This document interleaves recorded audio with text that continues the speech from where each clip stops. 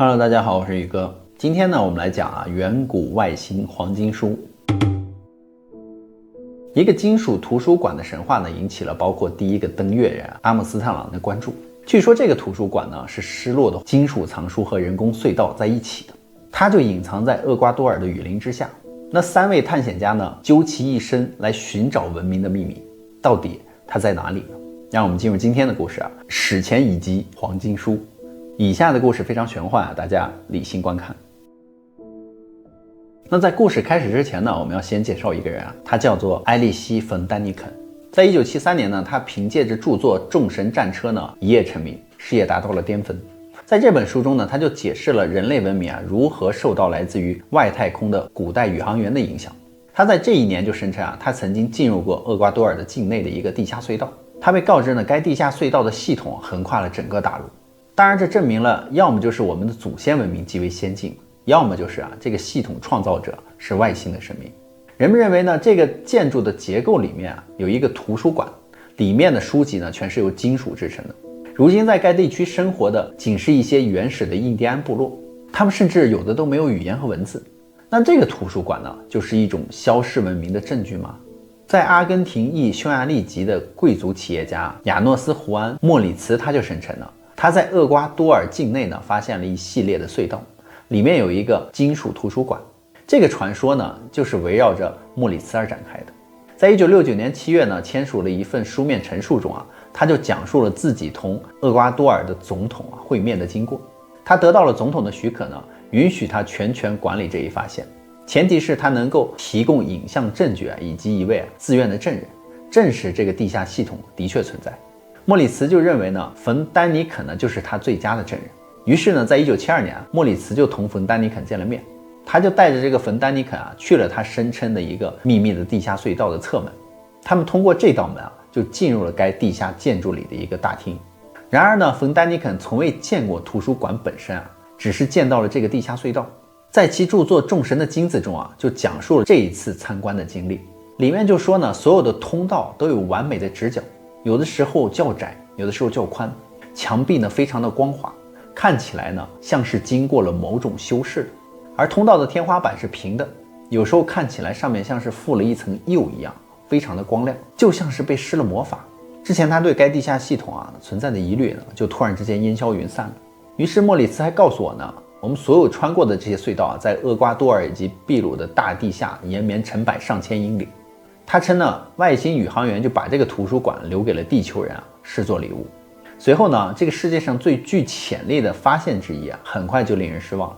德国的杂志《明镜》和《明星》的记者就采访了莫里茨。当时这个莫里茨就否认了曾经同这个冯·丹尼肯进入过这个隧道的事情，这就大大的削弱了冯·丹尼肯的可信度但是如果是冯·丹尼肯在撒谎，那他为什么要牵扯到莫里茨呢？还被他这样轻易的抓到把柄？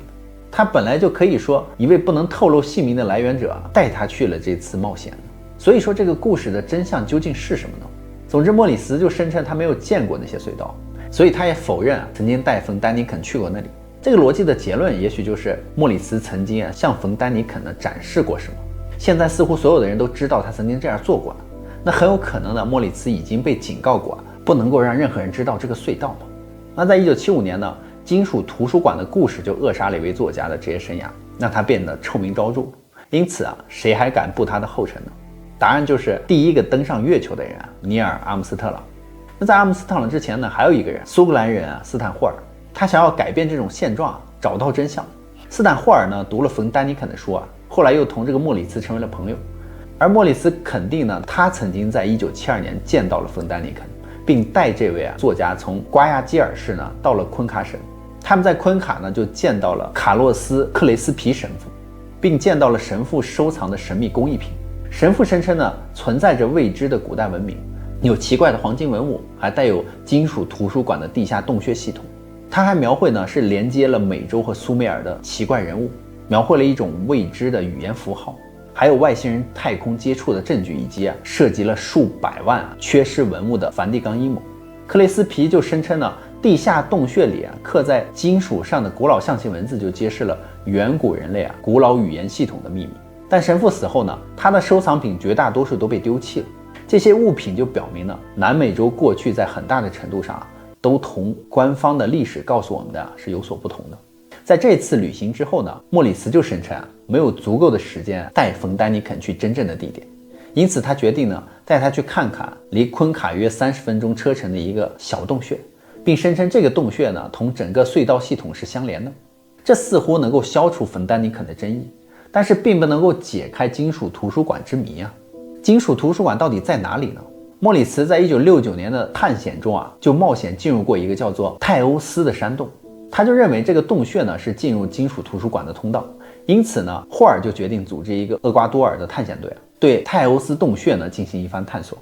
这将是一次纯粹的科学探索之旅。那霍尔为什么要这样做呢？他想要构建一个框架，如果的确存在一个金属图书馆的话，第一步呢就是要绘制该遗址的地图，这是那次探险之旅的首要目标。所以说那次探险并不是去寻宝的。那作为探险项目的负责人霍尔就利用他的专业知识对这个著名的洞穴进行了为期3周的探索。这次探索之旅涉及到了英国以及厄瓜多尔的军人，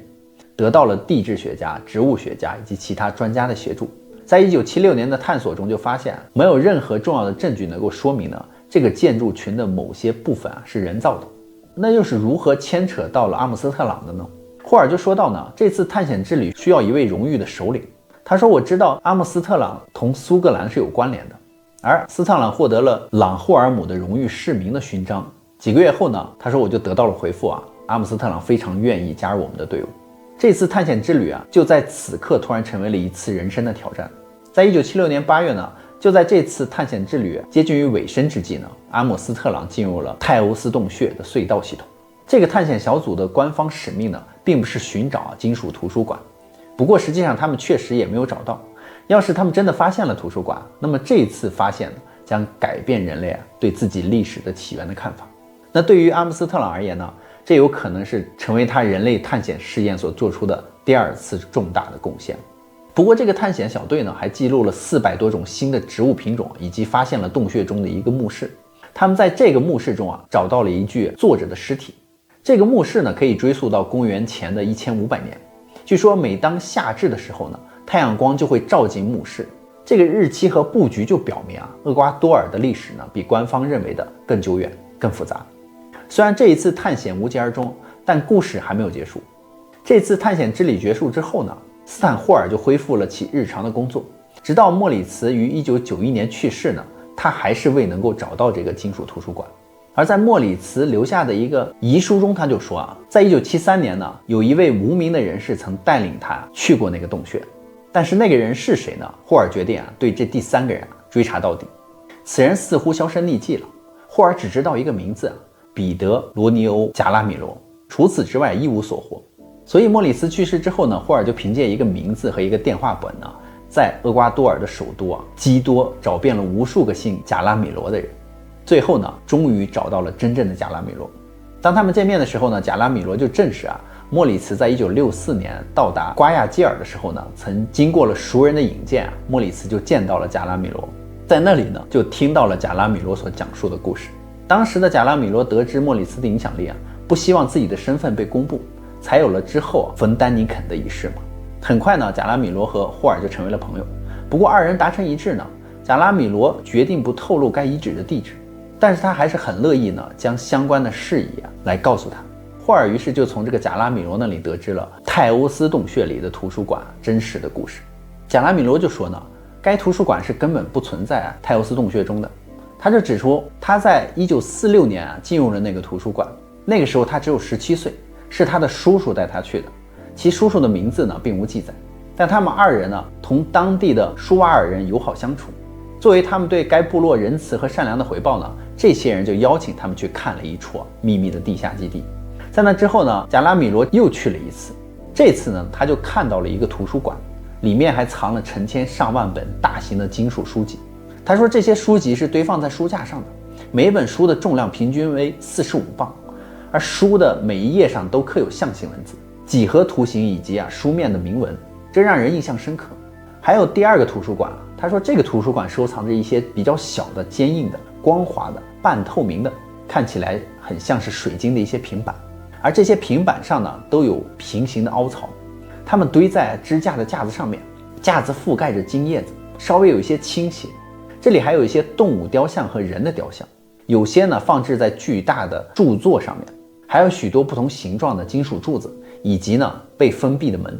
它们被五颜六色的次等级的宝石掩盖着。这里还有一个大型的石棺啊，它使用的是一种坚硬的半透明的材料雕刻而成，里面放置一具较大型的人类骨骸，该骷髅呢也是由金叶子包裹着。总而言之，就是这是一座难以置信的宝藏嘛。在这个图书馆的圆顶上呢，还会有一些人像在空中漂浮着的。一个有着球状鼻子的石刻人呢，跪在一根石柱下，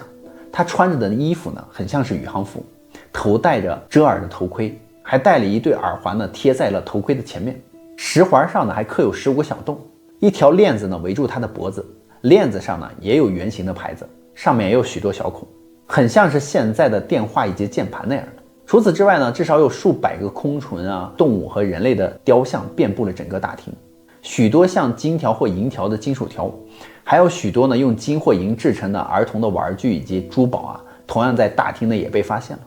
一些骰子的6个面上都刻着一些几何图形，但贾拉米罗不知道那到底什么意思嘛。有一次呢，这个贾拉米罗就从这个书架上取下了7本书来阅读，但是书籍太重了，他说他没能够把它们放回原处。这也就意味着这些书籍是异常沉重的，不可能被移出这些图书馆，也就不可能被世人所知道。而贾拉米罗对其他人说法从未提到过任何的物证，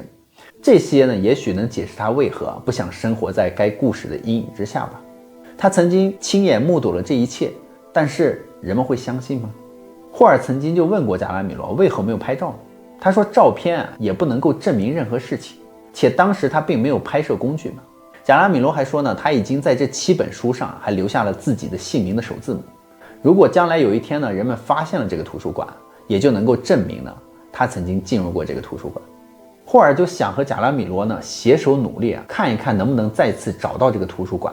因为霍尔呢曾经有过组织严谨的探险之旅的可靠经历嘛。首先呢，联系了各位大使以及呢政治家们，然后请求科学团队呢给予帮助。这一次计划呢是由贾拉米罗带领小组进入那个地方，他们会在那里待上3到4个月，记录这里的事物，确保呢记录完整。随后呢，在1955年，秘鲁的喷气式飞机呢炸毁了厄瓜多尔的一个军事基地，这件事情就让该项目遭到了第一次挫折。在1997年呢，霍尔就借助了一次重要的人类学大会呢来宣传他的探险之旅，所以6位的人类学家同他会了面，他们都对他的目标产生了极大的兴趣。但就在这同一年呢，厄瓜多尔的政治体系又发生了改变。在霍尔看来呢，这次改变是极为糟糕的一件事情，而霍尔呢也不能够待在那里了，所以就同家人呢一道又搬回了苏格兰。尽管如此呢，探索之旅仍然还在紧锣密鼓的筹备着。但在1998年呢，这次探索之旅遭到了一个重大的挫折。霍尔接到了贾拉米罗母亲的电话，他就告诉他说贾拉米罗呢被暗杀了。难道是因为正在紧锣密鼓地进行着这个计划而被谋杀的吗？他的母亲说，那天贾拉米罗身上就携带着大量的现金，他在离家不远处的街上呢被抢匪杀害了。所以说，这个偶然的一次暴力事件而终止了世界上的一次最伟大的探险，让这次探索之旅呢胎死腹中。现在呢，莫里茨和贾拉米罗呢都去世了，而霍尔呢也步入了花甲之年，他会不会独自继续该项计划呢？那霍尔呢并不是一位寻宝者，但他知道该地区是名副其实的黄金城，遍地都是金子，很有可能呢图书馆中的书籍呢也是由黄金打造的。虽然贾拉米罗从未提到过黄金都说是金属，但实际上应该是铜才对嘛，因为贾拉米罗说他在书上看到过绿的颜色。霍尔的另一位好友呢，格里斯特在2005年就写道，他说我写这些文字实际上是在同当地的土著居民舒瓦尔人谈判。他说这些土著的居民生活在泰欧斯的洞穴附近，必须得得到他们的许可呢，才能够进入洞穴探险。他说我就计划在未来的数个月进行探险之旅，寻找通往该洞穴的秘密入口。据说呢，通过该入口就可以到达金属图书馆。而许多人通过山体附近的一个众所周知的垂直入口进入过洞穴中，但是他说我认为通过这个众所周知的入口几乎是不可能到达金属图书馆的，只有水下才能够进入那个秘密入口。当时霍尔还肯定了这一点，他就说入口的确在河底，但那一条河并不在泰欧斯洞穴的附近，那条河呢就是帕斯塔萨河。虽然霍尔呢未能从贾拉米罗那里得到遗址的确切地址，但是在1998年的5月呢，贾拉米罗去世之后，霍尔同贾拉米罗的儿子彼得罗尼欧呢一同就组织了一次旅行。他们在该次旅行中呢，就集合了所有所掌握的线索以及遗址的信息呢，去到了那里，但是呢没有任何的收获。在20世纪90年代呢，准备这次探险之旅的时候呢，他说无论我们提到了什么必须潜水的装备啊，彼得罗尼欧呢都会说啊，尽管洞穴的入口在水下，但并不意味着我们会弄湿自己。当时的霍尔还展示了一幅航测图，指出呢河中的一个弯曲啊，就这个弯曲处有一条断层，据说它能够打开一个延绵数千英里的洞穴系统。他的看法是这条断层呢能够打开这个地下网络的系统，但这个地下网络系统呢是远古人们在某个时期发现的，有可能呢就把这个金属图书馆安置在了这个地方。霍尔就认为呢这里完全符合贾拉米罗的描述。在霍尔68岁的时候呢，他说自己绝不想看到这个故事就这样终结。因此呢，在2005年的1月呢，他就把一个符合贾拉米罗描述的洞穴的地址告诉了厄瓜多尔的政府，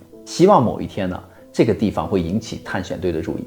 霍尔就认为呢，在人们携手合作之前呢，需要数十年或者是一种范式的转变才能够实现一次成功的探险之旅。而斯坦霍尔呢，于2008年的9月去世了。这些探险家寻其一生所见到的金属图书馆，或者是阿兹特克人的宝藏，是否就是外星人存在的证据呢？显然我们的历史绝非那么简单，在各个大陆都存在着大量的证据，表明过去的人们远比我们所认为的要先进得多。他们所掌握的技术呢，并不是我们当今社会的一部分。那这些东西和遗迹呢，就是解答远古外星人曾经来过地球的最佳证据了。那么好了，故事呢，宇哥也就讲完了。